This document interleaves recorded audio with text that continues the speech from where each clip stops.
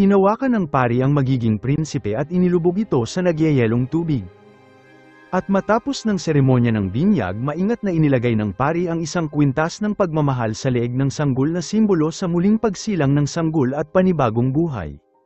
Gayunpaman nang lumingon ang pari sa prinsesa at ininyayahan siya na tanggapin ang kaparehong ritual ay tumanggi ito. At sinabi na ang kanyang misteryosong enerhiya ay napakalakas upang protektahan siya dahil siya ang reincarnation ng isang mangkukulam na nagtataglay ng malakas na kapangyarihan. Mahigpit na binalaan ng pari ang prinsesa na kung tatanggi ito na sumailalim sa seremonya, hindi siya kikilalanin bilang isang tunay na babae. Binigyan daan din ito na kapag hindi siya itinuring bilang isang tunay na babae ang kanyang anak ay hindi karapat-dapat at hindi kailanman bibigyan ng titulo na maging prinsipe. Ang mga salita na ito ay mabilis na ikinagalit ng prinsesa at walang pag-aalinlangan tinanggal nito ang kanyang damit at nagulat ang lahat sa kanyang paligid. At habang nagmadali ang hari, pinigilan nito ng kanyang mga kasama, ngunit ang kanyang mga tapat na guard ay hindi nag-alinlangan na sumulong sa tubig at nagsimula ng isang desperadong paghahanap. At sa mga sandaling yun, isang pamilyar na figura ang lumitaw sa kabilang panig ng tubig. At walang pag-aalinlangan ng prinsipe ay sumakay ng bangka upang hanapin ang prinsesa, ngunit sa pagsapit ng gabi hindi pa rin nila nakita ang bakas nito at ang mga tao ay paulit-ulit pinapaalala sa prinsipe na baka hindi na nila ito makita dahil ang prinsesa ay hindi isang tao. Samantala ang batang prinsipe ay narating ang edad kung saan kailangan itong mag-breastfeed, ngunit tumanggi ito na uminom sa iba. Inimungkahi ng isa sa katulong na subukan itong painumin ng gatas ng hayop, ngunit mariin itong tinanggihan ng prinsipe. Ang iyak nito mula sa gutom ay tumusok sa isang ama na parang isang matalim na kutsilyo at hindi nito mapigilan ang kanyang pag-iyak. At sa panahon ng paghahanap sa prinsesa, ang isa sa mga guard ay bumagsak sa matinding lamig at humiga sa isang sinaunang puno nang biglang lumitaw ang prinsesa sa kanyang tabi. Yumuko ito at marahan na inalis ang kanyang sombrero at marahan na bumuga ng mainit na hininga sa kanyang kamalayan. At sa mainit na hangin ang labi ng guard ay nagsimulang manginig at ang kanyang kamalayan ay marahan na bumalik. Nagsalita ang prinsesa na siya ay tutulong na itaboy ang mga lobo na nagbabanta sa kanya upang makauwi ito. Ngunit sinabi ng guard sa kanya na ang kanyang anak ay nasa panganib at nasa bingit ito ng labis na gutom, at ang mga salitang ito ay tumusok sa puso ng prinsesa na parang isang matalim na kutsilyo. At sa sumunod na araw, dahil labis ang pag-aalala sa kanyang sanggol, ang prinsesa ay muling bumalik sa palasyo, ngunit dahil sa matagal na pagkakalantad sa lamig nawalan ito ng malay sa oras na makarating ito. Ang prinsipe at mga katulong ay mabilis na kumilos at naglagay ng mainit na langis sa buong katawan niya sa pag-aasang mawala ang lamig. At pagkatapos maingat na dinala ng katulong ang sanggol sa prinsesa at nagsimula niya itong pakainin sa mga sandaling yun.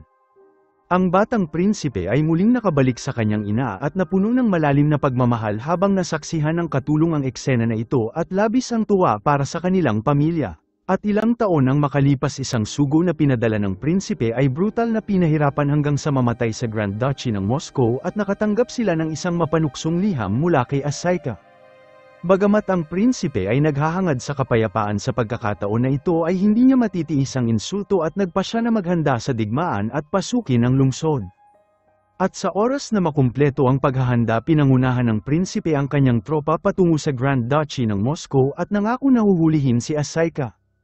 At sa pag-alis ng prinsipe, ang prinsesa at batang prinsipe ay pinagmasdan siyang mawala mula sa malayo, habang hindi rin maitago ng isang dalaga ang kalungkutan para sa mahal niya.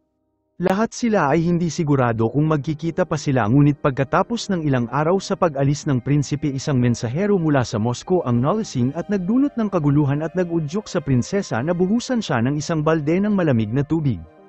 Ngunit ang aksyon na ito ay mas lalong naging bastos at naglakas loob na kunin ng prinsesa. Ang kilos na ito ay lubos na ikinagalit ng prinsesa at tumalikod ito at inatake siya ng lalaki. Ang kanyang galit ay naging sanhi ng isang nakakatakot na pagbabago at bumalik ito sa kanyang orihinal na anyo. At ang mensahero na napuno ng takot ay nawala ng malay sa lugar, at samantala ang prinsipe ay nakatayo sa digmaan na paparating at ang lalim ng kanyang mata ay sumasalamin sa matinding pakikibaka. At sa mga sandaling yun, ang prinsipe ay gumawa ng kritikal na desisyon at naghintay ito sa pagbagsak ng yelo, dahil doon lamang sila magkakaroon ng pagkakataon na makapasok sa mga tarangkahan. At matapos ng matagal na paghihintay ang bagyo ay dumating gaya ng inaasahan at sa pagsasamantala ng pagkakataon mabilis silang nagtayo ng isang pansamantalang kariton. At sa kabila ng matinding lamig nagpatuloy sila ng walang pag-aalinlangan at itinulak ang kariton ng hakbang-hakbang sa malupit na kondisyon. Ang matarik na dalisdis ay natatakpan ng makapal na yelo na tila kumikinang na salamin. At bawat paghakbang nila ay kailangan ng may labis na pag-iingat at palaging alam ang panganib. Ang kanilang espada ay naging mga linya ng buhay na tumutusok sa yelo upang iangkla ang kanilang kinatatayuan at labanan ang puwersang humihila sa kanila paibaba. At sa gitna ng brutal na kalikasan nagpakita sila ng hindi kapani-pani walang pagtitiyaga at hindi matinag na kalakasan at sumulong ng walang tigil at nagawang marating ang tarangkahan ng lungsod. At sa pagsasamantala sa ilang sandali ng kapabayaan ng mga guard ang pangbutas sa kanilang mga kamay ay umuungal na parang hayop na naghahangad ng kalayaan. Ngunit ang maingay na tunog ng pagbutas ay tumagos sa katahimikan bilang alarma na nagpaalerto sa mga guard sa itaas. Ang mga bantay ay sumigaw at nag-utos na magpakawala ng mga palaso. Nagawa ng grupo na mabutas ang tarangkahan at mabilis silang nagpasok ng flexible na hugis spike na isang metal. At sa oras na bubuksan nila ang kandado ang sundalo na nasa loob ay tinamaan ng isang palaso. At isa pang guard ang buong tapang na humakbang na hindi napigilan ng panganib ngunit pati siya ay tinamaan ng palaso. At kahit pa ginamit nito ang kanyang huling lakas at sinira ang locking bar at ginamit ang momentum ng cart pababa ay nagawa nilang mabuksan ang tarangkahan. At sa isang kritikal na sandali ng buhay at kamatayan ginamit nito ang busina ng tagumpay gamit ang kanyang hininga. At nang marinig ang pamilyar na hudyat ang iba sa tropa ay sumugod na parang mga tigre at pinasok ang lungsod ng walang pag-aalinlangan. At sa gitna ng matinding labanan natagpuan ng prinsipe si Asaika na siyang kaaway na matagal na niyang hinahanap. At sa tulong ng isang general matagumpay nitong nahuli si Asaika gayunpaman ang paglalakbay pauwi ay nagpatunay na mas mapanlinlang kaysa sa landas na kanilang tinatahak upang marating ang nayon. Ang pagkagutom at ang nagyayelong hangin ay sumalubong sa kanila na parang isang matalim na espada. At sa oras na yon ang mensaherong nasugatan ng prinsesa ay sumugod upang hanapin ang pari at sinabing mangkukulam ang babae. At upang patunayan ang kanyang salita pinakita nito ang sugat sa kanyang katawan at nagmakaawa sa pari na parusahan ang prinsesa. At balik sa palasyo ang batang prinsipe ay masayang naglalaro sa silid nang bumulaga sa kanya ang hindi inaasahang pagdating ng mga estranghero. Ang isa sa kanila ay nagmadali sa loob at dinala ang bata palayo at idiniklara na ang prinsesa ay ikukulong hanggang sa bumalik ang prinsipe at ang bata ay dapat na kunin sa kanya. At sa oras na aalis sila biglang sumara ang pinto sa ilalim ng kontrol ng prinsesa at hindi sila makalabas. Pagkatapos ay binuksan ng pari ang pinto at inutusan silang paalisin ang bata at umalis. At kahit nakakalito sumunod ang kanyang katulong at ibinaba ang bata bago tuluyang umalis. At sa oras na aalis ang pari ibinagsak ng prinsesa ang pinto sa harapan ng kanyang mukha. At matapos ng brutal na labanan ng matapang na prinsipe ay dinala si Asaika at ibinalik ito bilang isang bilanggo ngunit ang kanilang pagbalik sa palasyo ay puno ng paghihirap. Ang taggutom at lamig ay nag-iwan sa kanila na walang matataguan at ang mga sugatan at mahihina ay nakikipaglaban din sa nagyayelong hangin at kumakapit para mabuhay. Maraming lobo ang gumagala sa lupain at ginagawang pagkain ang mga nahuhulog na bangkay.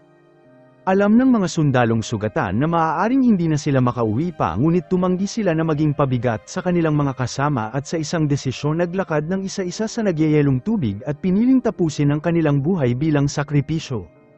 At matapos ng hindi mabilang na paghihirap ang prinsipe at ang kanyang mga tauhan ay nagawang makabalik sa kanilang nayon. Ang mga tao ay lumabas sa kanilang tahanan upang salubungin ang mga bayani na nakaligtas sa digmaan. Ngunit iisa lamang ang nasa isip ng prinsipe at sabik itong naghanap sa karamihan upang makita ang prinsesa ngunit hindi niya ito makita. Isang lalaki ang nagpasya at tahimik na sinabi sa kanya na ang prinsesa ay ikinulong ang kanyang sarili sa silid sa loob ng 6 na buwan. At nang marinig ito naramdaman ng prinsipe na parang sinaksak siya ng isang kutsilyo at dahil hindi na makapaghintay pa nagmadali ito sa tao na laging nasa isip niya. At nang buksan nito ang pinto ang tanawin ay dumulog sa kanya nang makita nito ang prinsesa na nasa isang sulok ng silid hawak ang isang umuusok na tubo sa kanyang kamay. Ang kanyang ekspresyon ay blanko at walang buhay at nang makita ito ang mata ng prinsipe ay napuno ng luha. At nang makita siya ng prinsesa na bumalik ang tubo ay nahulog sa kanyang kamay at ang sakit sa kanyang puso ay hindi maipaliwanag. Tinignan nito ang mga galos sa kanyang katawan pati ang mga namumuo na luha sa kanyang mata. Ibinuhos nito ang paghihirap at kawalang kakayahan na dinanas nito sa kanyang pagkawala at ipinalo ang kanyang kamao sa labis na galit. Ngunit sa ilalim ng galit at sakit ay may mas malalim na pananabik at pagmamahal para sa kanya at mahigpit na nagyakap ang dalawa. Pinagtibay nila ang mga tanikala ni Asaika at nang dalhin ng prinsipe ang prinsesa sa labas ang tingin ni Asaika ay biglang napunta sa prinsesa. At habang natatakot at nakasandal sa prinsipe minsan na nitong tinanggihan ang proposal sa kanya ni Asaika. Ang prinsipe ay gumawa ng isang taimtim na pangako sa prinsesa at nanumpa na hindi na ito muling aalis sa kanyang tabi. Ngunit nagtanong ito sa kanya kung bakit hindi ito nakinig sa kanya sa unang pagkakataon at kung bakit nito dinala si Asaika sa lugar. Tila may isang nakatagong katotohanan sa kanyang boses at isang sekreto na hindi nito pwedeng sabihin. At sa mga sandaling yun nakita ng isang lalaki ang nakakamanghang katawan ng prinsesa at tila may isang misteryosong puwersa ang pilit humihila sa kanya na nag-udyok sa kanya na maglakad patungo sa silid. Ang kanyang bawat galaw ay nakita ng guard ng prinsipe at samantala ang prinsipe ay nakikipag-usap sa duke tungkol sa mga estratehiyang militar nang sumiklab ang malakas na kaguluhan sa labas. Mabilis na tumayo ang prinsipe at nagtungo upang tignan ang nangyari at ang kanyang guard ay mabangis na sinasaktan ang lalaki. Bumalik ang prinsipe sa kanyang silid at nagtanong sa prinsesa kung bakit hindi ito gumawa ng tunog. Mahinahon itong sumagot na hindi ito natatakot sa lalaki at ang prinsipe ay nagsimulang maghinala na ang prinsesa ay naglagay ng spell sa lalaki. At sa pagkabigo sinabi nito sa prinsesa na kung sila ay mabubuhay ng magkasama kakailanganin nito ng higit pang lakas upang labanan ang panggigipit mula sa labas na mundo ngunit tila nakaramdam ito ng pagkaligaw at hindi sigurado kung ordinaryong babae ba ang kanyang asawa o isang mangkukulam. Ang kanyang salita ay puno ng labis na pagdududa habang ang duke ay gumawa ng huling proposal sa prinsipe at tinipon nito na magsanib puwersa sa digmaan laban sa dalawang makapangyarihang hari. At nagbabala ito na kapag ang prinsipe ay tumanggi ang kanyang mangkukulam na asawa at ang kanyang anak ay babagsak sa patalim ng mga kaaway. Nangako ang duke na maghihintay ng 5 araw at binigyan ang prinsipe ng oras para makapag-isip. Alam ng prinsipe na ito ay isang napakalaking pagpipilian at makakaapekto hindi lamang sa kanyang pamilya kundi sa kapalaran na rin ng kanyang buong nasasakupan. At pagkatapos ng malalim na pag-iisip sa huli ay pinili pa rin ito na tanggihan ang duke at nang marinig ang tugon ng prinsipe ang paligid ay biglang lumamig at ang pag-uusap nila ay nagtapos sa hindi magandang tala. Alam ng prinsipe na ang pag-atake mula sa Moscow ay hindi maiiwasan at nang tumawag ito ng mga kaalyado tanging si Sevashenik lamang ang tumugon at dinala ang kanyang kabalyero at ang iba pang kuta ay tumanggi na sumali sa pag-atake.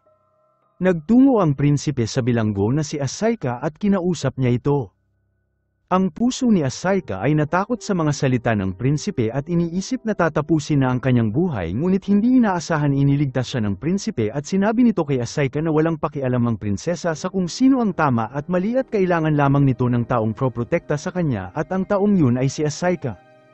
Ang mga salita ng prinsipe ay matatag at determinado at pinaalala nito kay Asaika na utang na loob nito ang kanyang buhay sa prinsipe at ang kanyang buhay ngayon ay kailangan gamitin para protektahan ang prinsesa. At sa labas inihanda ng prinsesa ang kabayo ngunit ang puso ng prinsipe ay napuno ng kalungkutan at hinanakit. Alam nito na kailangan niyang umalis at para sa kanyang kaligtasan ay wala itong pagpipilian. Ngunit sa oras na sumakay ito ng kabayo para umalis hindi nito napigilan ang matinding sakit sa kanyang puso at pananabik. Ang isang bata ay lumingon ng ilang beses sa kanyang mga magulang at hindi napagtanto na ito ang huling pamamaalam nila sa isa't isa. Ang babae ay nagbabala sa kanyang asawa na ang kalaban ay maglulunsad na ng isang pag-atake. Ngunit ang kanyang asawa na puno ng kumpiyansa ay sinabi na siya at ang mga tauhan nito ay kayang harapin ang anumang pag-atake ngunit ang kanyang katigasan at labis na pagwawalang bahala ay humantong sa isang trahedya at ang kanyang asawa't anak ay nasunog sa apoy ng digmaan. At sa labis na pagdadalamhati personal nitong inilibing ang kanyang asawa at anak at nagpa siya na hanapin ang prinsipe. Dinala nito ang kanyang mga sundalo sa kuta ng Ural at sa kanilang pagdating ang madilim na ulap ng digmaan ay nagsimulang tumakip sa lugar. At upang matiyak ang kaligtasan ng batang prinsipe at ng mga taga-nayon ng prinsipe ng Ural ay gumawa ng desisyon at palihim silang inilipat sa isang nakatagong lugar. Ngunit sa mga araw na iyon ang mga kalaban ay nagpaulan ng pag-atake na nagsimula ng kaguluhan sa kampo. Ang mapanlinlang na si Sevastianek ay mahigpit na tinutulan ng diskarte ng prinsipe na umatras sa likod ng pader at iginiit na ang ganoong hakbang ay kailanman hindi haantong sa tagumpay. Ngunit pinagtibay ng prinsipe ang kanyang mungkahi at samantala ang kalaban na duke ay naglunsad ng isang mabigat na pag-atake laban sa kampo ng prinsipe at sinusubukan na pukawin ang isang counterattack. At si Sevastianek na puno ng kumpiyansa ay inangkin na ang kanyang puwersa ay higit na malalampasan ng kalaban ng maraming beses at inimungkahi na magpadala ng kabalyero upang tapusin ang linya ng mga kalaban at susundan ng infantry upang tapusin ang laban. Ang plano na ito ay mabilis tinanggihan ng prinsipe at naniniwala na ito ay haantong sa walang kabuluhang pagkawala ng maraming buhay. Tinuya siya ni Sevastianek dahil sa pagiging duwag nito at iginiit na ilunsad ang kabalyero. At ang prinsipe na hindi siya mapigilan ay mabilis na binuksan ang tarangkahan ngunit hindi nila inaasahan na ito talaga ang plano ng duke. At sa oras na lumabas sila nakaharap nila ang isang pag-atake at nagdusa ng mabigat na pagkalagas. Gayunpaman nagawa nilang sumulong at ang infantry ay sumunod lamang sa kanilang likuran. Ngunit ang mga lumang kanyan ay hindi makasabay sa bilis ng kabalyero at ang apoy ay napakabagal upang suportahan ang kanilang pagsalakay. At sa oras na makalapit ang kabalyero sa linya ng kalaban mabilis na umatras ang kalaban ngunit bahagi lamang ito ng kanilang plano.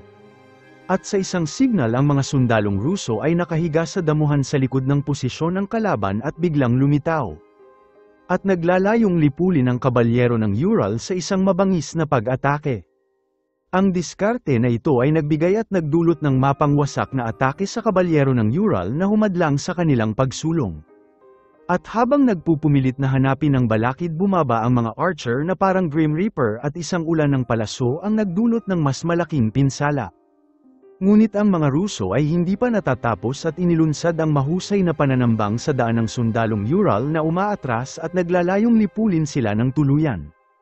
At si Sevastianek na commander ng Ural ay nakita ang sitwasyon na hindi na makontrol at sinubukan ng isang breakout kasama ang kanyang natitirang puwersa. Ngunit sila ay nahuli sa pananambang ng kalaban at pinagpapatay ng isa-isa. At nang masaksihan nito ang prinsipe ay nakaramdam ng matinding kalungkutan ngunit pinalakas lamang nito ang kanyang pagnanais na gumanti. Mabilis itong nagpalit ng taktika at inutusan ang kanyang tauhan na magtipo ng maraming uling at maghanda na umatake gamit ang apoy. At habang papalapit sila sa kinatatayuan ng kalaban ang prinsipe ay nag-utos at nagpakawala ng apoy na tumupok sa kampo ng kalaban sa isang iglap.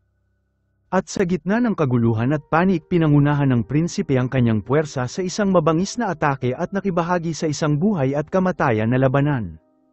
Ang laban na ito ay hindi lamang ipinakita ang diskarte ng prinsipe ngunit ipinakita din ang kanyang mabangis na tapang at determinasyon. At sa mga sandaling yun ang duke ay nag-utos ng isang tigil pag-atake at inihinto ang laban para sa susunod na araw. Dumating si Asaikes sa kampo ng prinsipe at sinubukan na hikayatin na sumama sa kanyang panig at binanggit na ang prinsesa ay nasa mabuting lugar kasama sila. Ngunit tumugon ang prinsipe na siya ay anak ng Ural at hindi ito aatras sa anumang digmaan. At sa gabing yun ng arap ito na makasamang muli ang prinsesa ngunit sa oras na magising ito nilamon ito ng labis na lungkot. At sa sumunod na araw ang hukbo ng duke ay matagumpay na nakuha ang kampo ng prinsipe at ang mga sundalo ay naghanda upang sunugin ang lugar ng umaapoy na palaso. Ngunit sa kritikal na sandali isang lalaki ang lumitaw at pinigilan sila at iginiit na hulihin ang mga bilanggo ng buhay at hanapin ang kinaroroonan ng prinsesa. Hindi ito sumuko sa pagkuha sa prinsesa para sa kanyang sarili at nagpasya na hikayatin ang mga sundalo ng personal.